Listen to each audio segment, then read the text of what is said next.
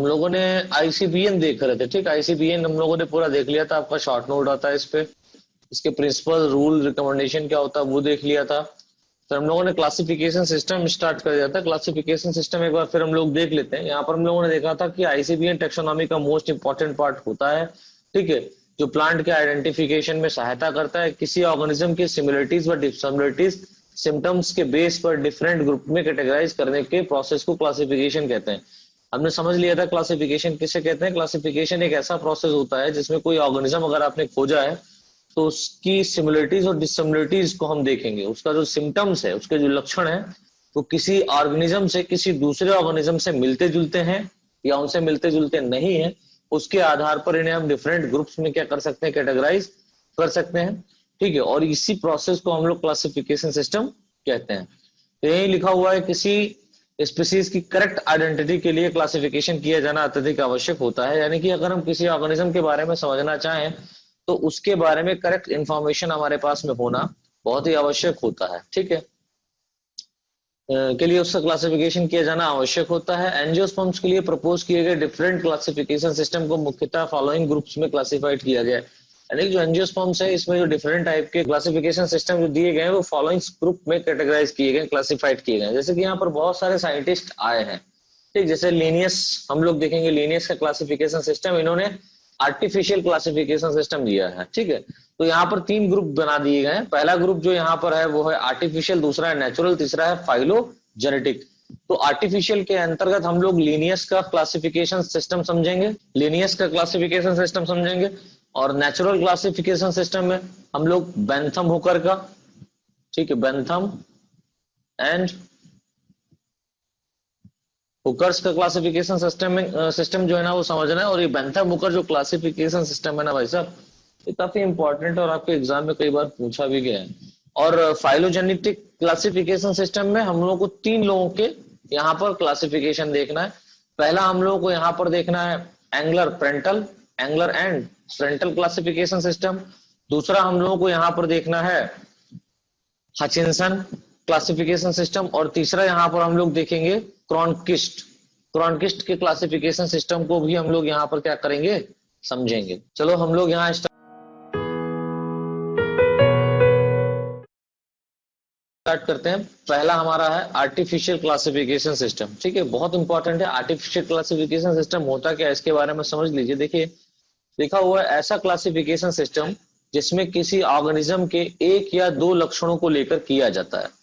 यानी कि हम ये देखेंगे कि ऐसा क्लासिफिकेशन सिस्टम, यानी एक ऐसा क्लासिफिकेशन सिस्टम बना है जिसमें कोई ऑर्गेनिज्म आपने डिस्कवर किया और उस ऑर्गेनिज्म के अंदर आपने 1 या 2 लक्षणों को देखा और उन लक्षणों को देख करके आपने क्या किया, उसको कैटेगराइज कर दिया, ठीक है।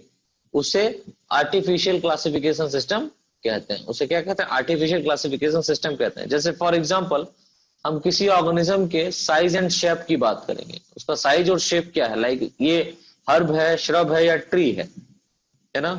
या हम इसके लाइफ स्पैन की बात करेंगे, जीवन काल कितना है, एनुअल है, बाइनियल है या पेरिनियल है, ठीक है। हैबिटेट की बात करेंगे, इसका क्या हैबिटेट है, इसका स्वभाव कैसा है, ये टेरेस्ट्रियल है या एक्वाटिक है। दैट मीन्स जो प्लांट है वो भूमिगत पे है, दैट मीन्स भूमि पे पाया जा रहा है या पानी में पाया जा रहा है। तो ऐसे छोटे छोटे या मेजर कैरेक्टर्स को लेकर के हमने क्या किया है, कैटेगराइज कर दिया है इसको, क्लियर।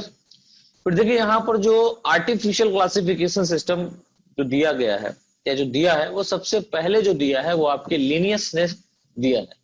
तो जो लीनियस साहब हैं इन्होंने आर्टिफिशियल क्लासिफिकेशन सिस्टम को दिया, या इसी को हम लोग लिनेओ क्लासिफिकेशन सिस्टम बोलते हैं, ठीक है।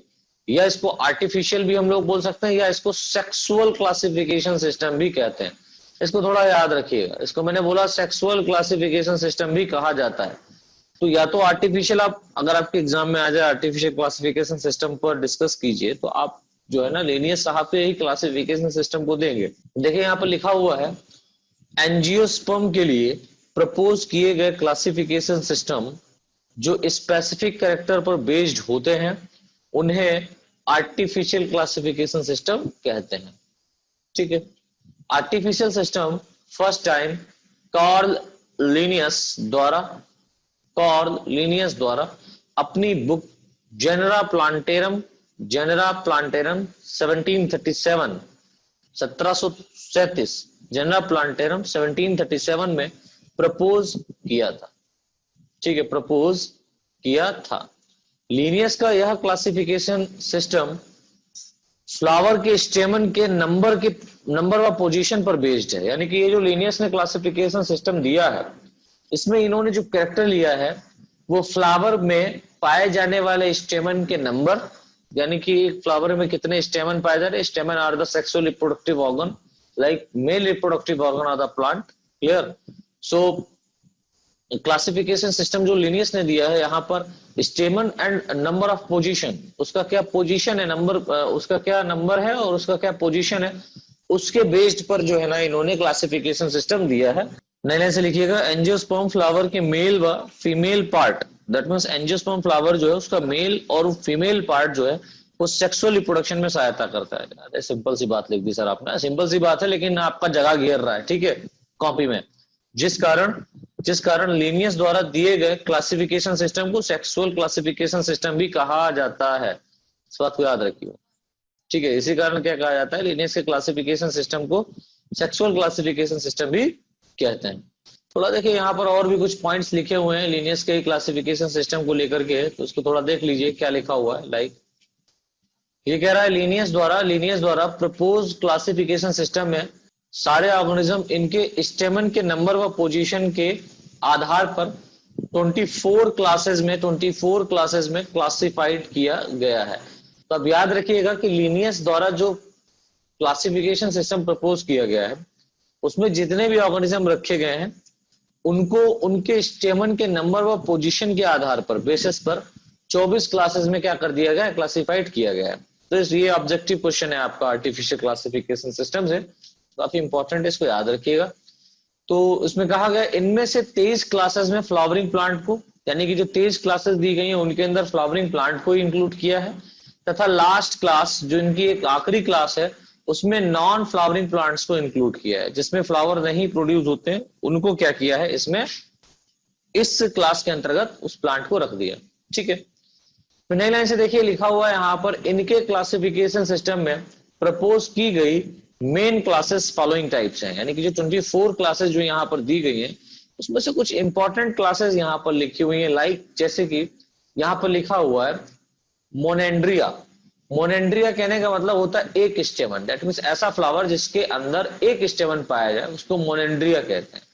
फिर डाइएंड्रिया मतलब 2 स्टेमन, ट्राइएंड्रिया 3, टेट्रा 4, पेंटा 5, हेक्सेंड्रिया, ठीक है, हेक्सेंड्रिया का मतलब 6, डेकेंड्रिया का मतलब 7 स्टेमन पाए जा रहे हैं, और लास्ट एटलीस्ट पॉलीएंड्रिया। पॉलीएंड्रिया कहने का मतलब बेटा क्या हो गया कि यहाँ पर 20 या 20 से अधिक स्टेमन क्या है पाए जा रहे हैं या इससे भी ज्यादा पाए जा रहे हैं। आखिरी यहाँ पर जो लास्ट क्लास है उसको हम लोग बोल रहे हैं पॉलीगेमिया, बहुत सारे एंड्रोशियम व गानोशियम एक साथ पाए जाएं। ठीक है, पॉलीगेमिया जिसको हम लोग बोलते हैं, और जो पॉलीगेमिया है इसको हम लोग पॉलीगेमस टाइप भी कहते हैं, इसको हम लोग क्या बोलते हैं, पॉलीगेमस टाइप। हाँ अर्श बताओ बेटा। सर डेकेंड्रिया तो 10 स्टेमन है, आपने 7 कर रखा है। डेकेंड्रिया मींस 10 स्टेमन जिसमें 10 स्टेमन पाए जाएं। फिर पॉलीएंड्रिया में 20 से अधिक स्टेमन आपके होंगे। और पॉलीगेमिया कहने का मतलब बहुत सारे एंड्रोशियम एंड गायनोशियम एक साथ आपके पाए जाते हैं, जिसको हम लोग पॉलीगेमस टाइप भी कहते हैं। ठीक है, फिर देखिए नई लाइन से यहाँ पर लिखा हुआ है लिनियस का क्लासिफिकेशन सिस्टम फ्लावरिंग प्लांट्स के आधार पर प्रपोज किया जाने वाला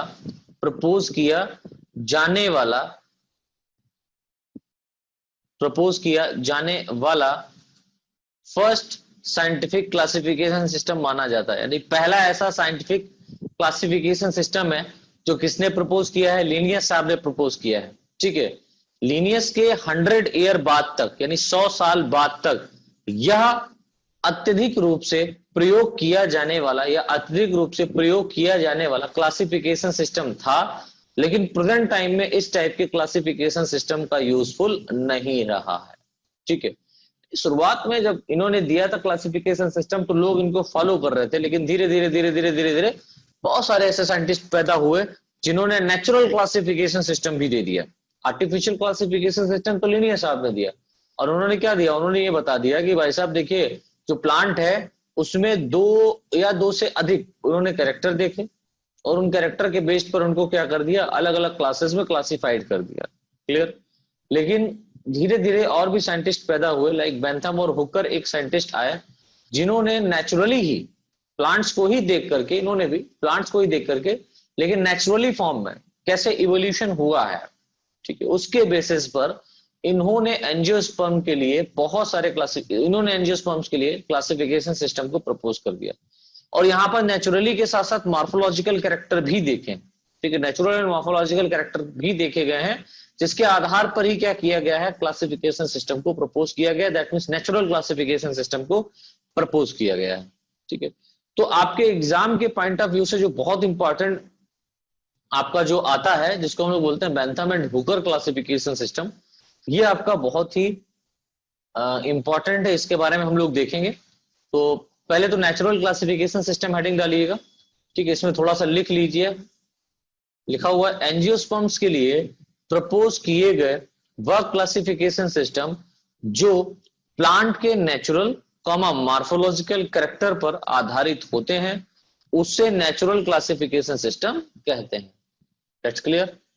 कह रहा है कि जो भी एंजियोस्पर्म्स प्लांट हैं, इनमें जो क्लासिफिकेशन सिस्टम प्रपोज किया गया है, उसमें एंजियोस्पर्म्स के नेचुरली फॉर्म, दैट मींस क्या नेचर है उसका, क्या प्रकृति है उसकी, और उसका मॉर्फोलॉजिकल कैसा वो है, वो कैसा दिखता है, उसके बेसिस पर नेचुरल क्लासिफिकेशन सिस्टम को आधारित किया गया है, ठीक है। इस प्रकार के क्लासिफिकेशन सिस्टम में प्लांट को इनके नेचुरल कैरेक्टर के सिमिलरिटीज व डिससिमिलरिटीज के बेसिस पर डिफरेंट ग्रुप में क्लासिफाइड किया गया है। नेचुरल क्लासिफिकेशन सिस्टम सिंपल व प्रैक्टिकल क्लासिफिकेशन सिस्टम माना जाता है, ठीक है, जिनका प्रेजेंट टाइम में अत्यधिक प्रयोग किया जाता है। तो इंडिया और इंग्लैंड की अगर हम लोग बात करें, तो इंडिया और इंग्लैंड में इसका अत्यधिक रूप से क्लासिफिकेशन सिस्टम यूजफुल है। किसका? बेंथम एंड हुकर का। तो यहां पर देखिए हेडिंग पड़ी हुई है Bentham and Hooker classification system, बहुत इंपॉर्टेंट है, इसको हम लोग देख लेते हैं। बेंथम हुकर क्लासिफिकेशन सिस्टम क्या कहता है, तो देखिए यहां पर लिखा हुआ है, नए लाइन से लिखिएगा, एंजियोस्पर्म्स के लिए प्रपोज किए गए क्लासिफिकेशन सिस्टम में मुख्य क्लासिफिकेशन सिस्टम को जॉर्ज बेंथम, इनका फुल नेम है जॉर्ज बेंथम, याद कर लीजिएगा, मुख्य क्लासिफिकेशन सिस्टम को George Bentham and JN. Hooker ने अपनी बुक जेनरा प्लांटेरम में प्रपोज किया है, ठीक है। ऐसे क्लासिफिकेशन सिस्टम को इन्होंने अपने द्वारा जो बुक लिखी है जिसका नाम है जेनरा प्लांटेरम, उसमें प्रपोज किया है। यह क्लासिफिकेशन सिस्टम इंडिया व इंग्लैंड में अत्यधिक रूप से यूज किया जाने वाला क्लासिफिकेशन सिस्टम है। इसका हम लोग आउटलाइन क्लासिफिकेशन सिस्टम देखेंगे। आउटलाइन क्लासिफिकेशन क्या है, और यार ये हम लोग नेक्स्ट क्लास में पढ़ेंगे, ठीक है। ये हमारी ऐसे समझिए कि जो बॉटनी की क्लास है आज से ऑफ हो रही है, हम लोग कल से जो पढ़ेंगे वो आपका जूलॉजी पढ़ेंगे, और जूलॉजी में वही पढ़ेंगे जो बच्चे अपना पेमेंट यहाँ पर कर चुके होंगे, ठीक है। हालांकि उनको अभी जो पहली यूनिट में अपलोड कर रहा हूँ वो यूट्यूब पे तो अवेलेबल रहेगी, वो यूट्यूब पे मिलेगी। जैसे मैंने कल एक वीडियो लेक्चर अपलोड किया है संडे, और वो संडे टू संडे ही आपको वहां पर मिलेगा। बाकी यहाँ पर क्लास आपकी चलती रहेंगी रेगुलरली, ठीक है। तो पहली यूनिट में कवर अप कराने की कोशिश करूंगा आपकी यूट्यूब पर, और बाकी सेकेंड थर्ड फोर्थ यूनिट है वो आपकी लाइव क्लास में चलेगी। इसके साथ साथ हम लोग इसका क्लासिफिकेशन इसके साथ साथ हम लोग इसको जो है ना यूट्यूब के ज्वाइन मेंबरशिप में भी देखेंगे। आज जो हमारा जो क्लासिफिकेशन सिस्टम है, ठीक है, ये नेचुरल क्लासिफिकेशन सिस्टम पर बेस्ड होगा। यानी कि आज का जो टॉपिक हमारा रहेगा वो नेचुरल क्लासिफिकेशन सिस्टम पर बेस्ड रहेगा, ठीक है। नेचुरल क्लासिफिकेशन सिस्टम क्या है इसके बारे में हम लोग समझेंगे, इसको किसने प्रपोज किया उनके बारे में हम लोग यहाँ पर डिटेल में डिस्कस करेंगे, ठीक है। तो देखिए यहाँ पर थ्योरी लिखा हुआ बच्चों, तो थ्योरी थोड़ा सा समझ लीजिए, ये इंपॉर्टेंट रहती है। इसमें लिखा हुआ है एंजियोस्पर्म्स के लिए प्रपोज किए गए वह क्लासिफिकेशन सिस्टम जो प्लांट के नेचुरल मॉर्फोलॉजिकल कैरेक्टर पर बेस्ड होते हैं या आधारित होते हैं, उन्हें नेचुरल क्लासिफिकेशन सिस्टम कहते हैं, ठीक है। तो नेचुरल क्लासिफिकेशन सिस्टम कहने का मतलब क्या हुआ कि natural classification system that means naturally देख करके किसी प्लांट को देख करके हम क्या करते हैं, उसका क्लासिफिकेशन सिस्टम करें, या उसका जो मॉर्फोलॉजिकल उसका स्ट्रक्चर कैसा है, वो कैसा है, छोटा है, बड़ा है, बहुत बड़ा है, उसके लेवल पर हम क्या कर सकते हैं, इसका क्लासिफिकेशन सिस्टम कर सकते हैं, ठीक है। फिर देखिए लिखा हुआ है इस टाइप के क्लासिफिकेशन सिस्टम में प्लांट को इनके नेचुरल कैरेक्टर्स के सिमिलरिटीज व डिससिमिलरिटीज के आधार पर डिफरेंट ग्रुप में क्लासिफाइड किया गया है। ठीक है, यानी कि प्लांट को जो है ना यहाँ पर क्या किया गया है, नेचुरल कैरेक्टर के बेसिस पर इनमें क्या सिमिलरिटीज मिल रही, दैट मीन्स कुछ प्लांट्स के अंदर यानी कि बहुत सारे प्लांट्स को आपस में मिलाया गया तो उसमें देखा गया इसमें क्या क्या सिमिलरिटीज हैं और क्या क्या डिससिमिलरिटीज हैं। तो किसी प्लांट में सिमिलरिटीज जो मिल रही थी उनको एक अलग रख दिया, जो अलग अलग दिख रहे थे उनको अलग अलग कैटेगराइज कर दिया। इस तरीके से ये जो है ना डिफरेंट ग्रुप में क्लासिफाइड।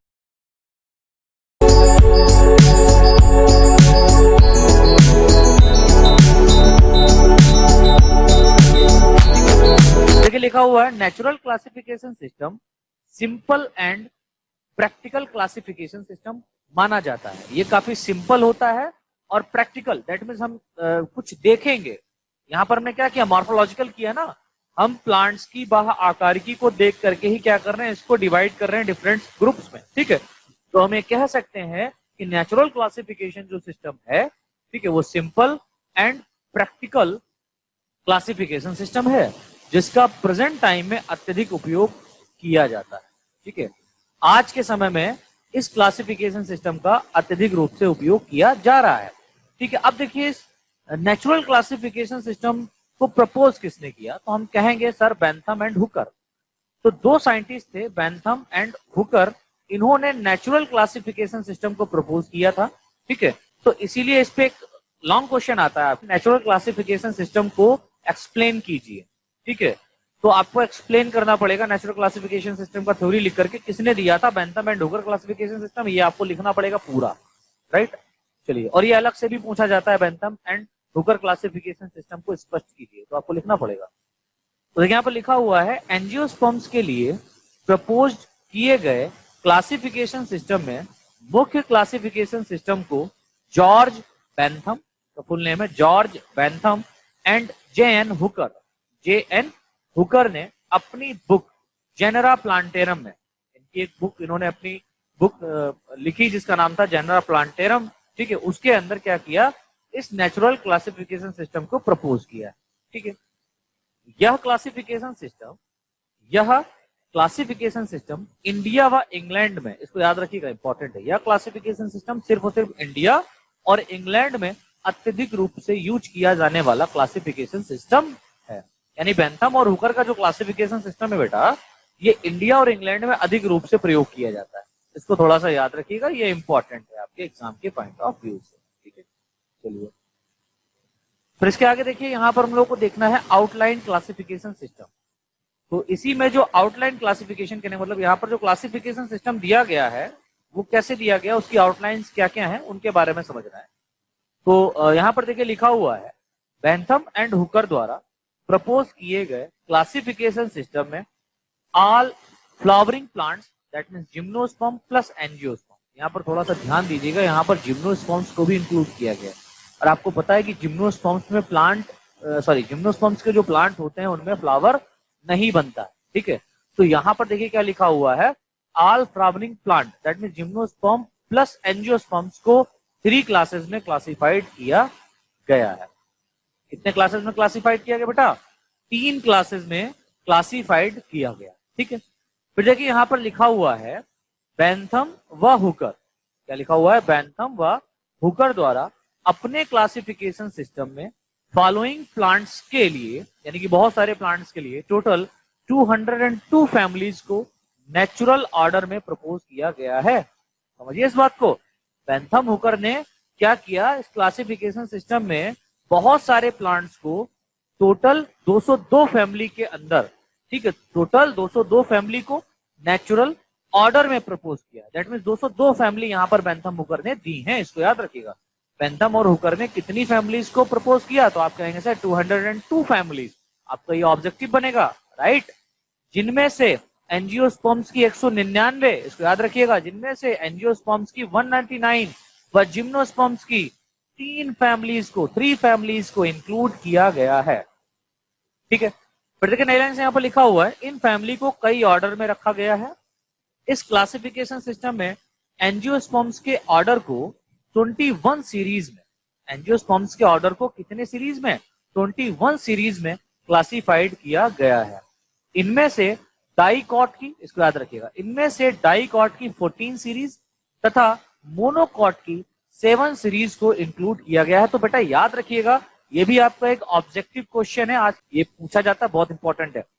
तो याद रखिएगा कि जो यहाँ पर नेचुरल क्लासिफिकेशन सिस्टम दिया गया है, इस नेचुरल क्लासिफिकेशन सिस्टम में एंजियोस्पर्म्स के यहाँ पर टोटल 21 सीरीज को दिया गया है। ठीक है, ऑर्डर को, मतलब एंजियोस्पर्म्स के ऑर्डर को टोटल कितने सीरीज में डिवाइड किया गया, 21 सीरीज में क्लासिफाइड किया गया है। ठीक है, जिसमें से डाइकॉट की कितनी सीरीज है, 14, और मोनोकॉट की कितनी सीरीज है, 7। इसको याद रखिएगा, इंक्लूड किया गया है। राइट, चलिए तो देखिए नई लाइन से यहाँ पर लिखा हुआ है, बेंथम एंड हुकर के क्लासिफिकेशन सिस्टम में फॉलोइंग 3 क्लासेस को रखा गया है। कितनी क्लासेस यहाँ पर दी गई है, 3 क्लासेस दी गई है। तो पहला है डाइकोटिलिडॉन, दूसरा है जिम्नोस्पर्म, और तीसरा है मोनोकोटिलिडॉन। तो यहाँ पर एक बात देखिएगा, जब इसका हम लोग डीमेरिट पढ़ेंगे, इसके अवगुण पढ़ेंगे, तो वहां पर ये थोड़ा सा जो इन्होंने अपना बेंथम और हुकर ने क्लासिफिकेशन सिस्टम में जो 3 क्लासेस दी हैं, ये लपेटे में आ जाएंगी। मतलब कि वहां पर ये डीमेरिट के फॉर्म में देखने को मिलेंगे। अभी जब डीमेरिट देखेंगे तब समझेंगे। फिलहाल तो अभी जो 3 क्लासेस यहाँ पर दी गई हैं, 3 क्लासेस जो यहाँ पर दी गई हैं, क्लास फर्स्ट कौन सी है, डाइकोटिलिडॉन, सेकंड है जिम्नोस्पर्म, और थर्ड है मोनोकोटिलिडॉन। इनके बारे में देखते हैं।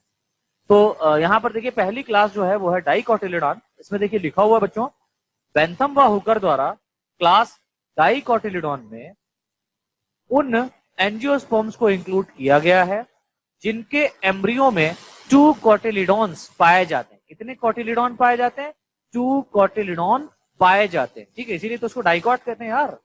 तथा लीफ में रेटिकुलेट वेनेशन एवं फ्लावर टेट्रामेरस या पेंट्रामेरस टाइप का होता है।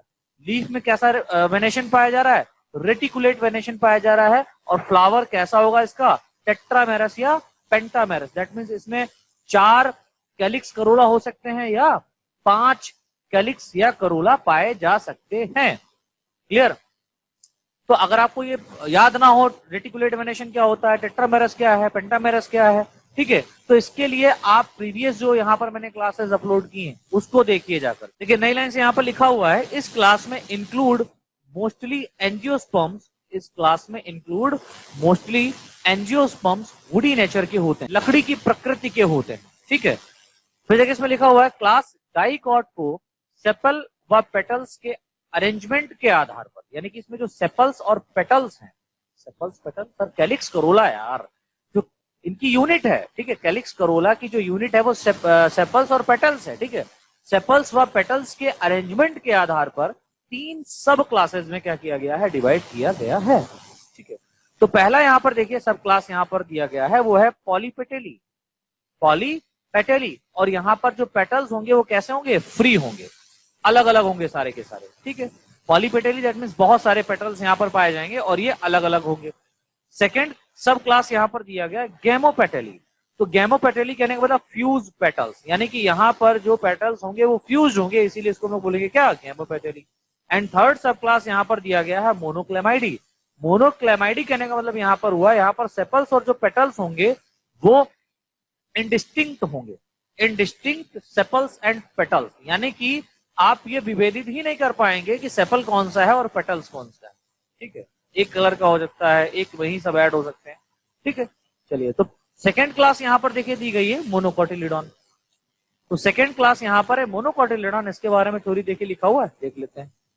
लिखा हुआ है, बेंथम एंड हुकर द्वारा क्लास मोनोकोटिलिडॉन में उन एंजियोस्पर्म्स को रखा गया है जिनके एम्ब्रियो में केवल एक कोटिलिडॉन पाया जाता है, जिनके एम्ब्रियो में क्या पाया जाता है, केवल एक कोटिलिडॉन पाया जाता है, उसको हम लोग मोनोकॉट्स में, दैट मींस मोनोकॉट कह सकते हैं या मोनोकोटिलिडॉन क्लास में रखेंगे। ठीक है, तथा लीव्स में, यानी कि इसकी जो पत्ती है उसमें पैरेलल वेनेशन, लीफ में पैरेलल वेनेशन एवं फ्लावर ट्राइमेरस टाइप का होता है।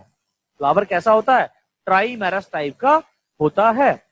इस टाइप के एंजियोस्पर्म जनरली हर्बेशियस फॉर्म में पाए जाते हैं, यानी कि इस टाइप के जो एंजियोस्पर्म्स हैं वो कैसे होंगे, हर्बेशियस में घास के रूप में आपको ये देखने को मिलेगी। ठीक है, जिनको नॉर्मली मोनोकॉट कहते हैं, इन्हें सामान्य रूप से हम लोग क्या बोल सकते हैं, मोनोकॉट्स कह सकते हैं। और बच्चों आपको एक बात मैं बता दूं कि ये जितनी भी थ्योरी यहाँ पर लिखी हुई है ये तभी आपको समझ में आएगी जब आपने प्रीवियस लेक्चर अटेंड किए होंगे। तो प्लेलिस्ट में सारे के सारे लेक्चर सीरियल बाय सीरियल में अपलोड कर रहा हूं, आप प्लेलिस्ट को ज्वाइन कीजिए, प्लेलिस्ट को ओपन कीजिए, ठीक है। आप मेरे चैनल को खोलिएगा, यूट्यूब चैनल को, और वहां पर मेरे पेज को खोलिएगा, आप प्लेलिस्ट में जाइए तो वहां पर जो आपको लाइव सेशन दिख रहा है, आपको एक प्लेलिस्ट अलग से दिख रही होगी लाइव क्लासेस, ठीक है।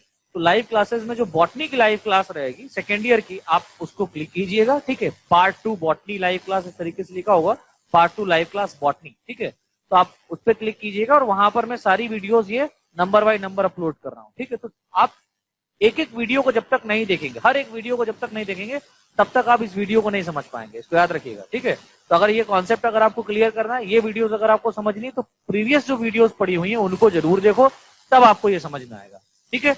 चलिए यहाँ पर देखिए नई लाइन से लिखा हुआ है, बेंथम एंड हुकर ने मोनोकोटिलिडॉन क्लास में टोटल 7 सीरीज को इंक्लूड किया है। कितनी सीरीज यहाँ पर दी गई है?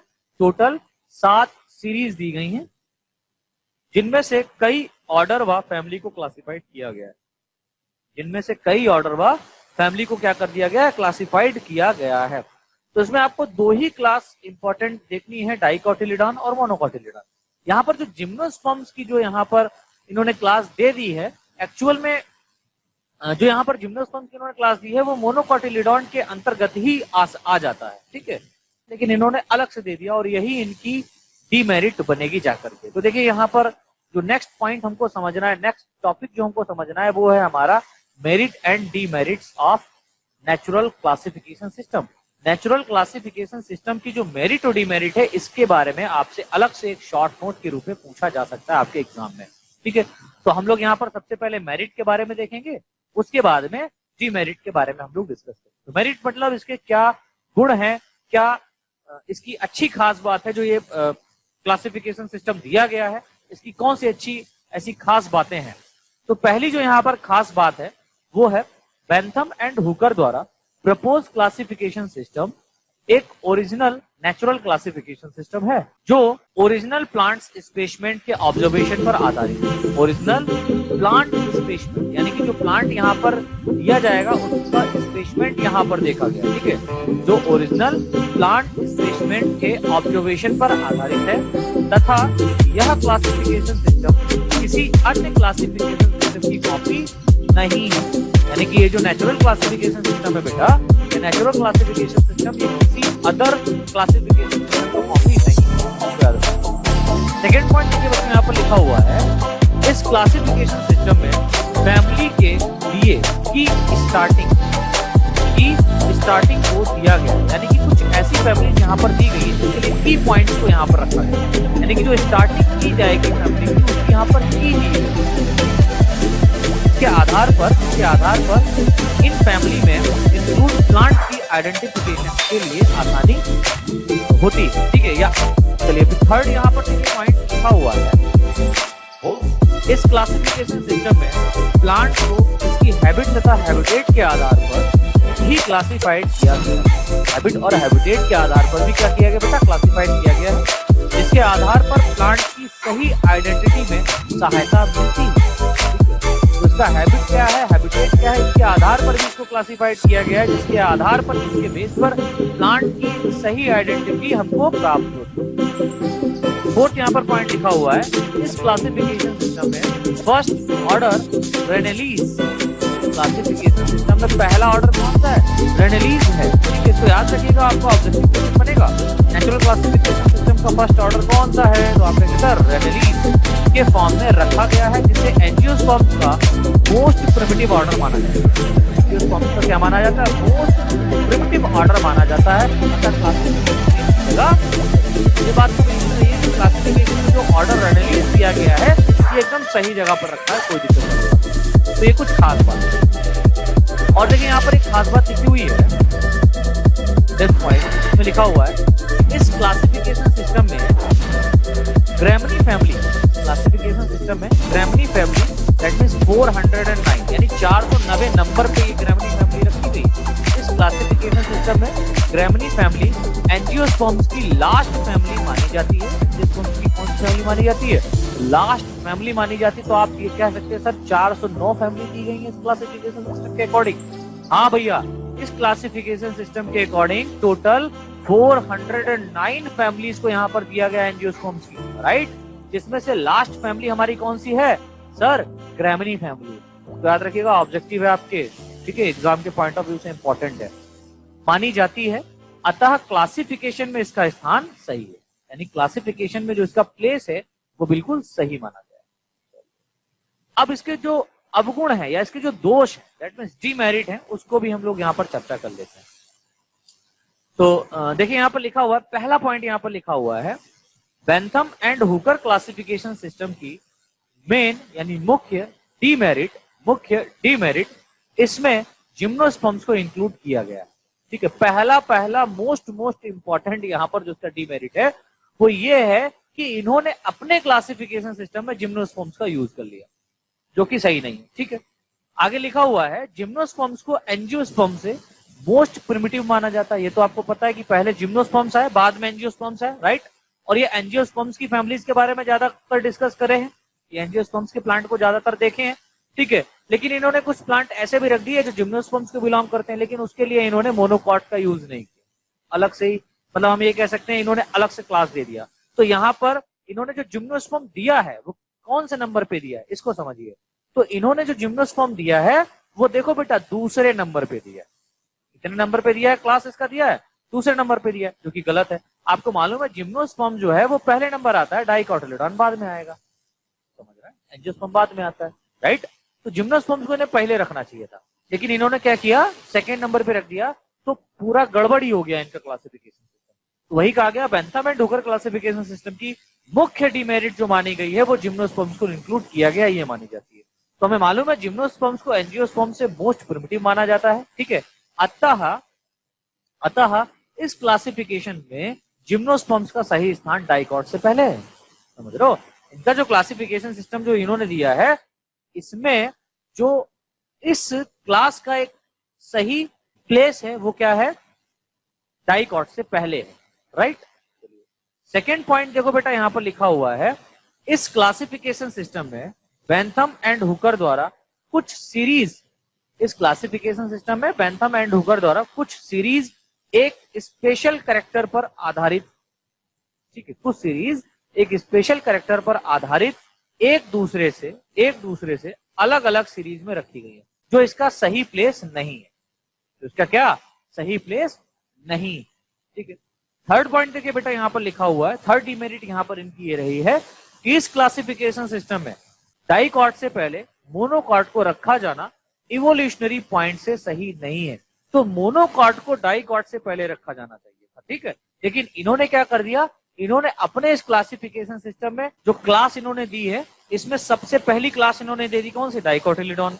सेकेंड क्लास दे दी कौन, जिम्नोस्पर्म। और थर्ड क्लास इन्होंने कौन सी दे दी, ये देखो लिखी हुई, थर्ड क्लास इन्होंने दे दी मोनोकोटिलिडॉन।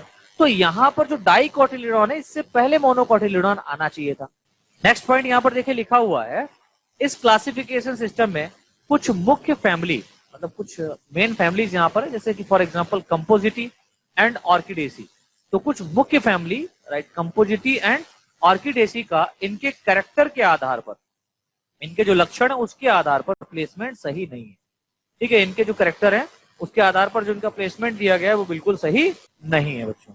चलिए नेक्स्ट और लास्ट जो पॉइंट इसका डीमेरिट में आता है वो है, इस क्लासिफिकेशन सिस्टम में बेंथम एंड हुकर ने कुछ पास की रिलेटेड फैमिलीज को बिना किसी, समझिए, इस क्लासिफिकेशन सिस्टम में बेंथम एंड हुकर ने कुछ पास की रिलेटेड फैमिलीज को बिना किसी स्पेसिफिक रीजन के डिस्प्लेस किया, ठीक है। इन्होंने क्या किया, अपने क्लासिफिकेशन सिस्टम में कुछ पास की ऐसी फैमिलीज हैं, ठीक है, कुछ पास की ऐसी फैमिलीज हैं जिनको बिना किसी स्पेसिफिक रीजन के डिस्प्लेस कर दिया, हटा दिया, जिसके कारण इन फैमिली का प्लेसमेंट सही नहीं, यानी कि वहां से हटा करके दूसरी जगह पर रख दिया। तो जहां ये रखी हुई थी, जहां इनको रखा जाना चाहिए था, वहां ना रख करके दूसरे फैमिलीज में रख दिया, जिसके कारण ये भी इनका प्लेसमेंट सही ना होने के कारण के ये एक डिमेरिट मानी जाती है, राइट। चलिए बच्चों, तो इस तरीके से हमारा ये कंप्लीट होता है नेचुरल क्लासिफिकेशन सिस्टम। कल हमारा जो क्लासिफिकेशन सिस्टम रहेगा वो रहेगा फाइलोजेनेटिक क्लासिफिकेशन सिस्टम, इस पे हम लोग कल वार्तालाप करेंगे, ठीक है। तो हमारा natural classification system, that means Bentham and Hooker classification system बेटा फिनिश होता है। अब कल हम लोगों का क्या रहेगा, फाइलोजेनेटिक क्लासिफिकेशन सिस्टम, यानी जाति वृत्तीय के आधार पर जो क्लासिफिकेशन सिस्टम दिया गया है वो इंपॉर्टेंट है, और वो वहां से भी आपका काफी क्वेश्चन अराइज होता है।